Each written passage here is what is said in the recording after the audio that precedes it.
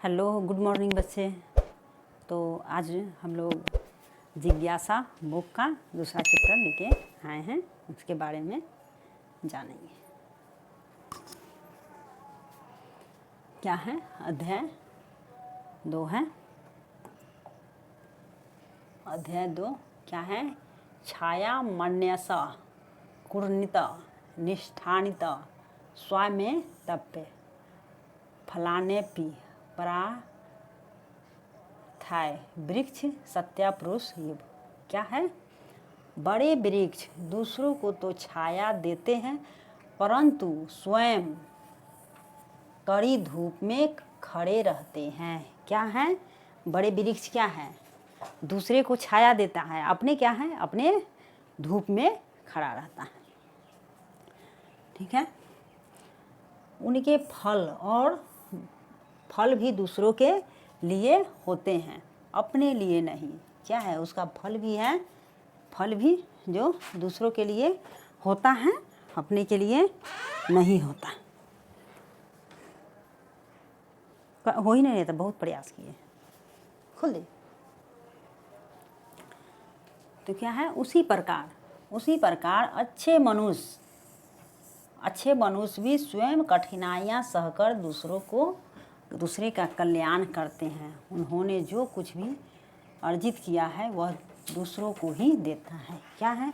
जिस तरह से बड़े पेड़ जो है क्या दूसरे को छाया देते हैं, अपने लिए कुछ भी नहीं है, उसी तरह मानव जो है अपने दुख दर्द सह के दूसरों को भलाई का काम करता है। ठीक है। देखिए किस तरह से यह कल की सुखद वर्ष में के पश्चात आज यह एक सुहावनी सुबह है। क्या है? कल सुखद वर्ष, कल क्या था? कल का सुखद वर्षा के पश्चात आज यह एक सुहावना सुबह है। क्या है? कल वर्षा था तो आज बहुत सुहावना मौसम हुआ है। विज्ञान की शिक्षिका सुलेखा, विज्ञान के शिक्षिका का क्या नाम था? सुलेखा था। ठीक। सुलेखा ने विद्यालय में प्राकृतिक की और नेचरवाक को सुगम बनाने के लिए डॉक्टर रधु और मनीराम चाचा को आमंत्रित किया। क्या है? यह सुलेखा कौन थे? तो यह विज्ञान का शिक्षिका थे। तो वह क्या किए? वह उस बगीचे में बुलाए किसको? तो वह बुलाए मनीराम चाचा को। डॉक्टर रधु पास की अनुसंधान प्रयोगशाला में एक वैज्ञानिक हैं। डॉक्टर रधु कौन है? तो अनुसंधान प्रयोगशाला में क्या है? एक वैज्ञानिक है। और मनीराम चाचा विद्यालय के आसपास में ही रहने वाले एक वरिष्ठ नागरिक है। ये जो मनीराम चाचा कौन है? तो मनीराम चाचा जो है एक वरिष्ठ नागरिक है। ठीक है।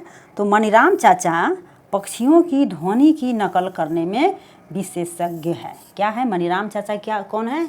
वह पक्षी का धुन कैसा होता है उसको उस तरह से वह करते हैं, उसमें वह क्या है?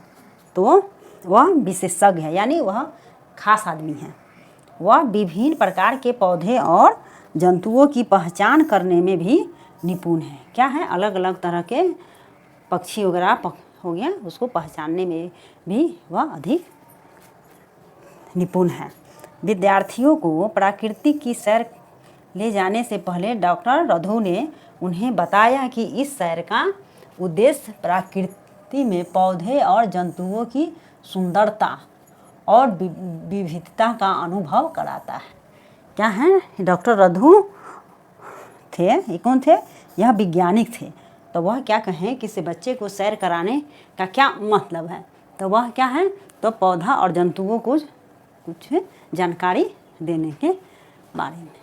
तो विद्यार्थी उनके साथ प्राकृतिक और सैर पर जाने के लिए उत्साहित हुए। विद्यार्थी क्या था? सैर पर जाने के लिए बड़ी उत्सुक हो गया। वे उनसे बातचीत करने और सीखने के लिए भी उत्सुक हो गए। अब क्या है? वह वैज्ञानिक थे तो उनसे भी बात करने में उसको अच्छा लग रहा था, वह उत्सुक हो गया। शिक्षिका ने सभी विद्यार्थियों को परामर्श दिया कि वे अपने साथ नोटबुक, पेन और पानी की बोतल लेकर चले। शिक्षिका थे, वह क्या कहें, सैर पर जो भी जाएगा वह क्या क्या लेके जाएगा, तो कॉपी, कलम और पानी का बोतल लेके जाएगा। जैसे जैसे वे चलते रहे, वे अपने आसपास के पौधों और जंतुओं की खोजबीन करना आरंभ किए। क्या है, जैसे जैसे आगे बढ़े वैसे वैसे पौधा और जंतुओं को खोजने का प्रयास करने लगे। डॉक्टर रधु विद्यार्थियों को उद्यान पार्क में गंध की विविधता को महसूस करने के लिए कहते हैं। डॉक्टर रधु कौन थे, वैज्ञानिक थे। तो वह विद्यार्थियों को क्या किया, एक पार्क में ले गए और उसे कुछ गंध सूंघने का, महसूस करने का प्रयास किए। वे इस बात पर भी बल देते हैं कि हम सभी जीवित प्राणी का सम्मान करें और उनसे छेड़छाड़ न करते हुए उनका अवलोकन करें। क्या है, जो भी पार्क में जीव प्राणी है उसको छेड़छाड़ नहीं करना है, उसको अवलोकन करना है। यह पक्षी है, चिड़िया है, ये सब कैसे अपना पंख से उड़ता है, क्या खाता है, कैसे पानी पीता है, ये सब का अवलोकन करना चाहिए। मनीराम चाचा विद्यार्थियों से कहते हैं कि वे न केवल विभिन्न पौधे और जंतुओं को देखें बल्कि ध्यान से विभिन्न ध्वनियों को भी सुने। अब ये मनीराम चाचा थे, वह क्या कहें कि आप लोग किसी वस्तु को देखिए केवल नहीं, उसको ध्वनि का भी अवलोकन कीजिए। ठीक है। विद्यार्थी विभिन्न प्रकार के पौधे देखते हैं जिनमें घास, झाड़ियाँ और बड़े वृक्ष शामिल है। क्या है, विद्यार्थी जो देख रहे हैं, क्या क्या चीज़ देख रहे हैं, तो घास हो गया, पौधा हो गया, बड़ा बड़ा वृक्ष, सभी को अवलोकन कर रहा है। वृक्ष की शाखाओं पर बैठे विभिन्न प्रकार के पक्षियों, एक फूल से दूसरे फूल पर मंडराती तितलियाँ और एक वृक्ष से दूसरे वृक्ष पर कूदते बंदर का भी अवलोकन करते हैं। देखिए क्या है, तितली है जो एक फूल पर से जाके दूसरे फूल पर क्या करता है, वहाँ जाता है। बंदर भी क्या करता है, बंदर भी एक डाली से लेके दूसरे डाली पर अपना छलांग लगाते रहता है। सब तो ये सब क्या है, वे अपने अवलोकनों को अपनी नोटबुक में अंकित करते हैं और डॉक्टर रधु और मनीराम चाचा से उनके बारे में चर्चा करते हैं। क्या है, बच्चे जब गया जो सैर पर, तो वह नोटबुक में जो मनीराम चाचा देखे या डॉक्टर रधु वैज्ञानिक थे, सब अवलोकन किए, तो उससे जानकारी लेके बच्चे अपना नोटबुक में लिखे। विद्यार्थी विभिन्न पक्षियों का कलरव, चहचहाहट सुनते रहें। क्या है, विद्यार्थी लोग क्या है, तरह तरह की चिड़िया को, आवाज़ें को सुनता रहा। डॉक्टर रधु बताते हैं कि प्रत्येक पक्षी की अपनी एक अलग चहचहाहट होती है। क्या है, जो वैज्ञानिक थे वो क्या कहें, वह कहें कि से सभी पक्षी को अलग अलग एक चहचहाहट होता है।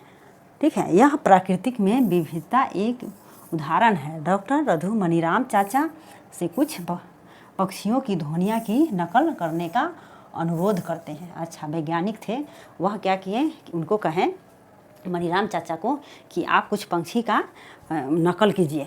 कौन पक्षी कैसे उसका क्या है साउंड है, उसका कुछ नकल कीजिए। तो मनीराम चाचा विभिन्न पक्षियों की ध्वनियों को नकल करते हैं। उन्हें देखकर विद्यार्थी भी उनकी नकल करने लगता है। क्या है, मनीराम चाचा थे जो अलग अलग पक्षियों का नकल किए, उसके साथ साथ बच्चा भी उसी तरह से नकल किया। क्या आपने कभी अपने आसपास विद्यमान विभिन्न प्रकार के पौधे और जंतुओं का अवलोकन किया है? आपने अवलोकनों को अपने मित्रों और शिक्षक के साथ साझा कीजिए और उन पर चर्चा कीजिए। क्या है, आसपास के विभिन्न चीज़ों को क्या है अपने दोस्तों के साथ, शिक्षक के साथ उस पर साझा कीजिए कि यह कैसे, यह पक्षी कैसे हैं। अपने शिक्षक के साथ मिलकर विद्यालय के उद्यान या आसपास के उपवन में प्रकृति की सैर का कार्यक्रम बनाइए। क्या है, अपने विद्यालय में अपने साथियों के साथ और अपने शिक्षक हैं उनके साथ लेके अपने विद्यालय में ही जा कर के उसका अवलोकन कीजिए। प्राकृतिक, दूसरा देखिए, प्राकृतिक की सैर करते समय विभिन्न पौधे कीटों, पक्षियों और अन्य जंतुओं का अवलोकन करें। साथ ही मौसम की स्थितियों जैसे गर्म, ठंडा, तेज हवा इत्यादि भी अंकित करें। क्या है ये? तो प्राकृतिक का सैर कीजिए और विभिन्न विभिन्न पक्षी जंतुओं के बारे में जानिए। ठंडी गर्म का भी अवलोकन कीजिए। देखिए, आप भूमि पर गिरे हुए अलग अलग प्रकार के पत्तों या फूलों का इकट्ठा करके स्क्रैप बुक बना सकते हैं। क्या है? भूमि पर पत्ता गिरा हुआ है, उस पत्ते को या फूल को इकट्ठा करके एक स्क्रैप बुक तैयार कर सकते हैं। देखिए, प्राकृतिक में पौधों और जंतुओं के साथ छेड़छाड़ न करें, उनका ध्यान रखें। सुनिश्चित करें कि आप उद्यान में फूल पत्ती न तोड़ें। क्या है? अपने स्कूल में किसी बच्चा है जो फूल लगा हुआ है उसको न तोड़ना है, पत्ती तोड़ना है। कभी कभी जाइएगा पार्क वगैरह में तो मोटे अक्षर से लिखा रहेगा कि पत्ते और फूल को इसको छेड़छाड़ न करें। उसी तरह से पेड़ पौधा को नहीं छेड़छाड़ करना है। विभिन्न पौधे में तने, पत्तियों, फूलें और किसी भी अन्य रोचक जानकारी के बारे में अवलोकन को तालिका में रिक्त स्थानों में अंकित करें और अपने के लिए चित्र बनाकर देखिए किस तरह से चित्र बनाना है। इस तरह से यह किसका फिगर है? तो यह घास का फिगर है। ठीक है, घास है। यह क्या है? तुलसी माता है। यह तुलसी माता है। तुलसी माता को मम्मी दादी लोग क्या करते हैं? पूजा करते हैं। ठीक है, तो यहाँ तुलसी जी हैं। और ये क्या है? ये अड़हुल का फूल है जो हमारे दुर्गा माता पर फूल चढ़ते हैं। अड़हुल का फूल पर गाना भी है। ठीक है, अब देखना है ये क्या? स्थानीय नाम। एक पेड़ का इसका नाम बताइए। तना, पत्तियों की आकृति, फूल, कोई अन्य अवलोकन या विशेषताएं। देखिए, सामान्य घास। देखिए, सामान्य घास क्या है? कोमल और पतला होता है। तने के विभिन्न बिंदुओं से रूप में एक पत्ता निकालकर हरी पत्तियाँ। अब देखिए, तुलसी कैसे होते हैं? कठोर और पतला होता है। पत्तियाँ जोड़ों में एक दूसरे के सम्मुख विकसित होता है। गुलाब, बैगनी, गुलाबी सब होता है। अब नेक्स्ट की ओर देख रहे हैं।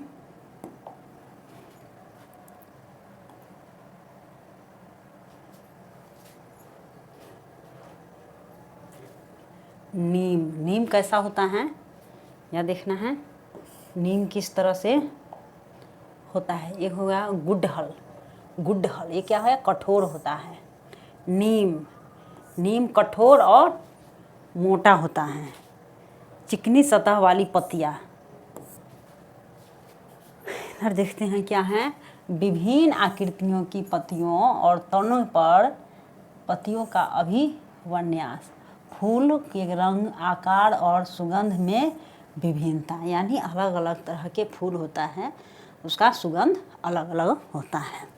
अब सैर के समय देखे गए अथवा अपने पूर्व अनुभवों के आधार पर जंतुओं की एक सूची बनाइए। क्या है? सैर पर गए तो विभिन्न प्रकार का पौधा देखे, जीव जंतु देखे, तो उसको क्या है? एक चार्ट बना करके उसमें तैयार कर लीजिए। ठीक है, रहने का स्थान पर उनके भोजन और गति का प्रकार की तालिका में दिखाया गया है। स्थान पर अंकित कीजिए। आपके लिए यहाँ पर कुछ उदाहरण है, देख लीजिए क्या है तालिका में। तो यह है, हमारे आसपास विद्यमान जंतुओं की विभिन्न विशेषताएं का अवलोकन कीजिए। क्या है? भोजन हो गया। जंतुओं के नाम, स्थानीय नाम, उनके रहने का स्थान, जंतु कौन सा जंतु है, वह कहाँ रहता है, वह कैसे गति करता है। एक उड़ने वाला पक्षी हो गया। कोई अन्य अवलोकन का विशेष, कौवा हो गया।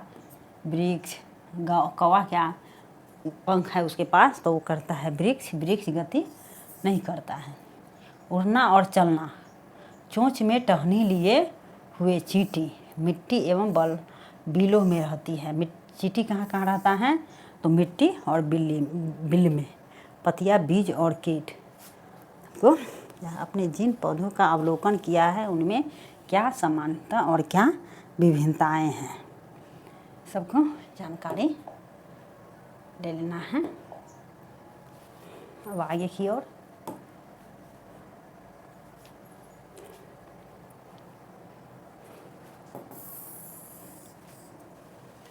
छह पादो होते हैं। गाय क्या क्या खाता है? घास, पत्ती। तालिका 2 में आपने जिन जंतुओं का अवलोकन करके अंकित किया है उनमें क्या समानता और क्या विभिन्नताएं हैं? क्या क्या समान है और क्या क्या विभिन्नताएं है, उसको अवलोकन करना है। आपने देखा होगा कि कुछ जीव जंतु भूमि पर रहते हैं जबकि कुछ अन्य वृक्ष पर रहते हैं। क्या है? कोई जीव जंतु है सो भूमि पर रहता है तो कोई वृक्ष पर रहता है। पक्षी वृक्षों पर रहते हैं। मछली जल में रहती है। मछली कहाँ रहती है? तो मछली पानी में रहती है। और मेंढक जैसे कुछ जंतु भूमि के साथ साथ जल में भी रहते हैं। जैसे देखिए मेंढक है, मेंढक भूमि पर रहता है और जल में भी रहता है। ठीक है। जंतुओं द्वारा खाए जाने वाले भोजन और उनकी गति का प्रकारों में भी विविधता है। क्या है? मनुष्य अलग अलग प्रकार का भोजन करता है, गति कैसे कैसे करता है उसका भी में किया जाता है। आपने जिन पौधे तथा जंतुओं का अवलोकन किया है उनके चित्र अपनी नोटबुक में बनाए अथवा आपके द्वारा एकत्र किए गए विभिन्न पौधे के पत्तों, फूलों और जीव जंतुओं के पंखों के साथ एक स्क्रैप बुक तैयार करें। क्या है? जितना जीव जंतु देखे हैं, पक्षी देखे हैं, उस सबको क्या करना है? एक नोटबुक में अपना लिखना है। विद्यालय में आते जाते समय अपने आसपास के वातावरण का अवलोकन करें और विभिन्न प्रकार के पौधे जंतुओं को देखने का चेष्टा करें। क्या है? विद्यालय जाते हैं तो विद्यालय में किस तरह का पौधा होता है, कौन कौन सा जंतु होता है, उसको अवलोकन करने का चेष्टा कर सकते। ऐसे किसी भी पौधे अथवा जंतु का नाम जोड़े जिसे आपको पहले तालिका में दिखाया गया है। देखिए यहाँ पे क्या है? एक बोर्ड पर तैयार करके इसको अवलोकन करवा रहे हैं शिक्षक जो है। देखिए इस बोर्ड में किस किस चीज़ का फिगर बना हुआ है। तो यहाँ देख लीजिए, ये चिड़िया का फिगर है, छोटा सा पौधा हो गया, बिल्ली हो गया, फूल हो गया, पेड़ हो गया, बड़ा सा वृक्ष हो गया, क्या है मंदिर का हो गया, ये कछुआ हो गया, सांप हो गया, पौधा हो गया। देखिए क्रियाकलाप तो पढ़ना इसमें महत्व है। देखिए 30 सेकेंड के लिए अपनी आंखें बंद करें और एक पौधे एवं एक जंतुओं के विषय में सोचें। क्या करना है? 1 मिनट तक आपने आँख बंद किए और पेड़ पौधा के बारे में सोचे समझे। यह पौधा क्या है, कैसे इसका विकास हुआ।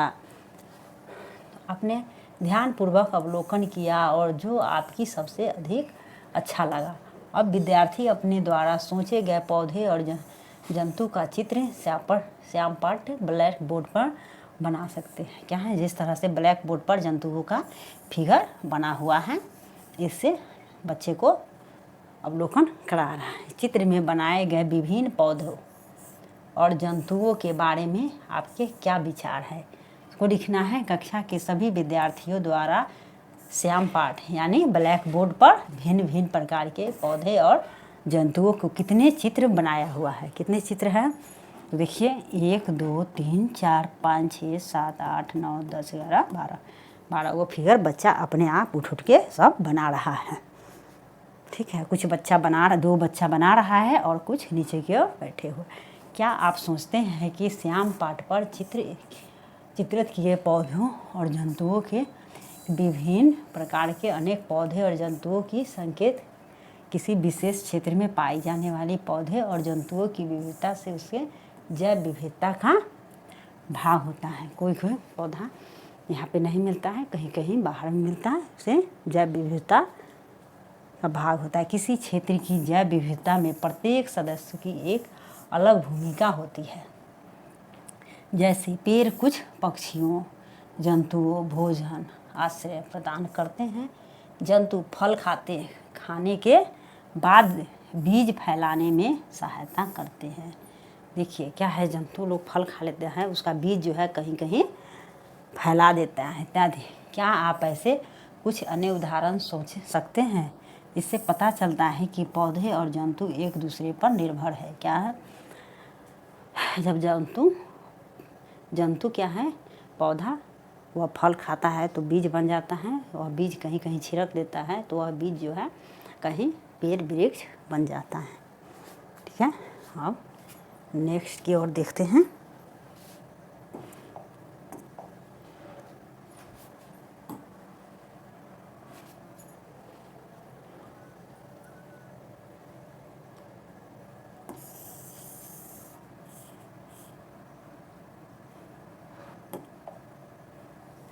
आप अपनी नोटबुक और पुस्तकों को समूह में कैसे व्यवस्थित करेंगे? क्या है, अपने नोटबुक और पुस्तक के अपने समूह में कैसे व्यवस्थित करेंगे?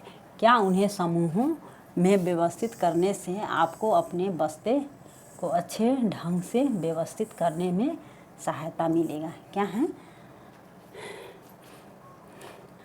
अपना नोटबुक को, किताब को घर में स्कूल से आता है बच्चा तो क्या करता है, बच्चे लोग बुक को इधर उधर फैला देता है। नहीं, जहाँ उसका स्थान है वहाँ रखना चाहिए, वह अच्छे बच्चे का निशानी होता है।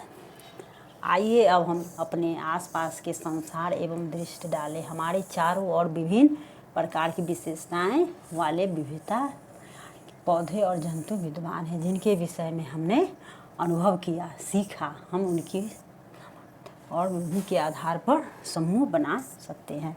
क्या है, जो वस्तु के बारे में हम लोग सीखे जाने, उसका हम एक समूह बना सकते हैं।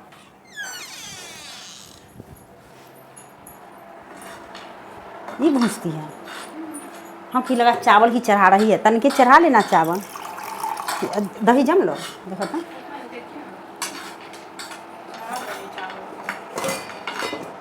रोटी है, ये है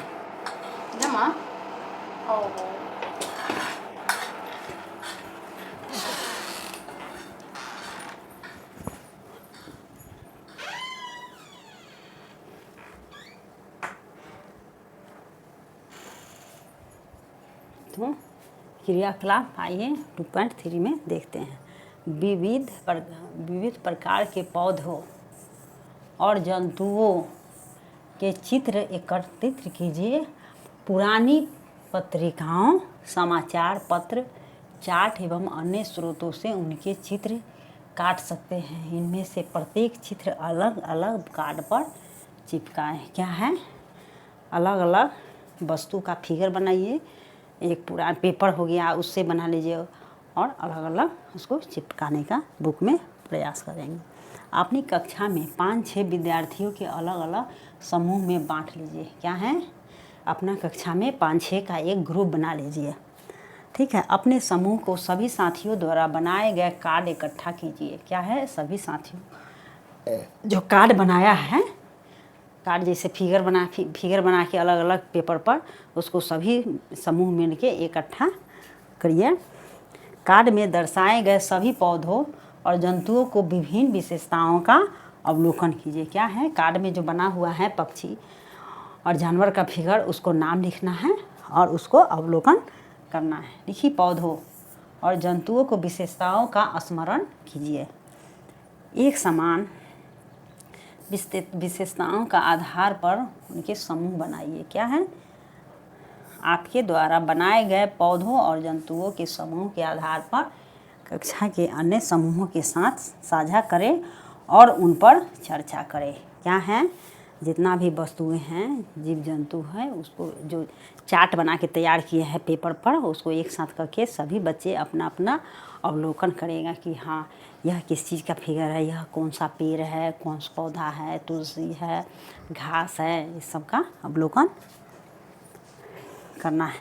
आप यह देखकर आश्चर्यचकित होंगे कि विभिन्न समूह द्वारा उपयोग किए गए आधार विभिन्न हो सकता है। क्या है, अलग अलग समूह का जो बनाया था वह फिगर सबका अलग अलग भिन्न भिन्न प्रकार का होगा। आपको क्या लगता है, इसके पीछे के कारण क्या है? हो सकता है कि विभिन्न विद्यार्थियों ने समूह बनाने के लिए विभिन्न सामान्य विशेषताएं का चुनाव किया। किसी किसी क्या है, कोई समूह अपना हिसाब से बना है समूह, उसका अवलोकन कैसे किया जाए। देखिए, उदाहरण के लिए कुछ विद्यार्थियों ने पौधों की ऊंचाई को समूह बनाने का आधार के रूप में चुना है। अब क्या है, कोई विद्यार्थी किसके लिए चुना, जो पौधों की ऊंचाई कैसे बढ़ता है उस पर चुना, ठीक है। तो अन्य ने पौधों के समूह बनाने के लिए फूलों का उपस्थित अथवा अनुपस्थिति के आधार के रूप में। और दूसरा टोली था, दूसरा समूह किस पर चुना, तो फूल कैसे उपस्थित हुआ, कैसे फूल खिला और कैसे नहीं खिला, इसके बारे में अब देखना है। फूलों की उपस्थिति का अनुपस्थिति, कठोर या कोमल, इसके बारे में लिखना है। खान पान का स्वभाव, रहने सहने का स्वभाव, सबकी जानकारी रखना है। पौधे एवं जंतुओं में समूह बनाने का कुछ संभावित आधार है। क्या है, पौधा और जंतुओं को समूह बनाने का क्या एक आधार रहता है, तो संभवतः आपने जंतुओं की विविध विशेषताओं के आधार पर उनके समूह बनाए होंगे, जैसे वे क्या खाते हैं, कहाँ रहते हैं, वे किस रंग के होते हैं और वे कैसे चलते हैं, ठीक है। पहले देखिए, पहले का लोग कहाँ रहता था, क्या खाता था, कहाँ कैसे उसका भोजन होता था, इस सब का बारे में जानकारी रख। समूह बनाने का क्या महत्व हुआ, समूह बनाने से क्या महत्व हुआ, समूह बनाने से ही महत्व हुआ। किसी ने पेड़ का ऊंचाई का अवलोकन किया, किसी ने फूल पर अवलोकन किया, किसी ने पत्ती पर अवलोकन किया, ये हरा पत्ता क्यों है, कैसे होता है। तो समूह से यही फायदा हुआ, जो 4 समूह भी बना तो चारों समूह में अलग अलग प्रकार की बातों को अवलोकन हुआ, जिससे 4 बातों को जानकारी मिला। समूह बनाने में पौधों और जंतुओं को उनकी समानताओं और विभिन्नताओं के आधार पर समझना और अध्ययन करना सरल हो गया। क्या हो गया, समूह बनाने से क्या हो गया, जानकारी लेने में आसानी हो गया। आप समूह बनाने के महत्व विशेष अध्ययन हमारे आसपास की सामग्रियों में और अधिक जानेंगे, ठीक है। समूह बनाने से जानकारी अधिक होता है, ठीक है। पौधों के समूह कैसे बनाएं, ठीक है। आपने देखा है कि पौधों में उनके तने, पत्तियों, फूलों इत्यादि से संबंधित विशेषताओं में विभिन्नताएं होती है। क्या है, पौधों में क्या क्या होता है, पौधों में तना हो गया, फूल हो गया, पत्ता हो गया, सब अलग अलग है। अब विभिन्न पौधों के तने मोटाई, ऊंचाई और कठोरता में विभिन्न होता है। अलग अलग पौधा में अलग अलग प्रकार के होता है, किसी ज़्यादा मोटा होता है, कोई ज़्यादा लंबा होता है, किसी तरह में अलग अलग प्रकार का फूल देता है। जबकि पत्तियों आकृति, रंग, आकार और व्यवस्था में विभिन्न होती है। पिछले क्रियाकलाप में की अनुपस्थिति यहाँ गया है, ठीक है। इसी तरह से सभी का अलग अलग विकास करने का अवलोकन होता है। आप देख रहे हैं नेक्स्ट की ओर।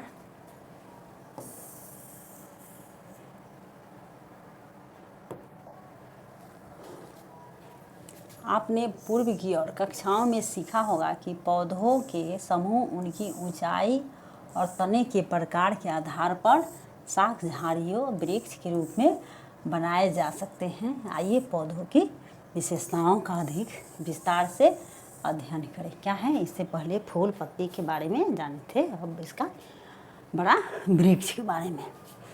तो आइए इसका समूह बनाते हैं, फिर अब वृक्ष के बारे में इसका समूह बनाते हैं। देखिए, आइए कुछ अन्य रोचक अवलोकन के लिए एक बार पुनः प्रकृति के सैर कराते हैं। विभिन्न पौधों की ऊंचाई को ध्यानपूर्वक देखेंगे।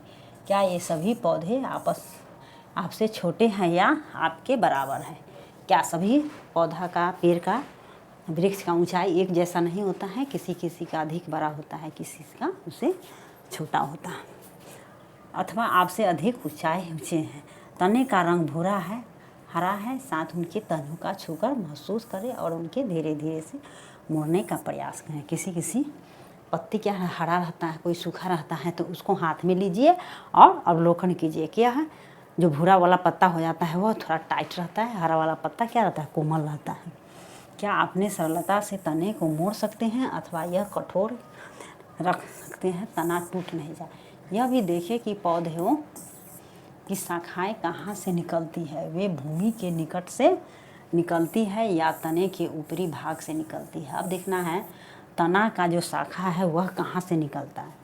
तना का शाखा क्या भूमि से निकलता है कि पेड़ के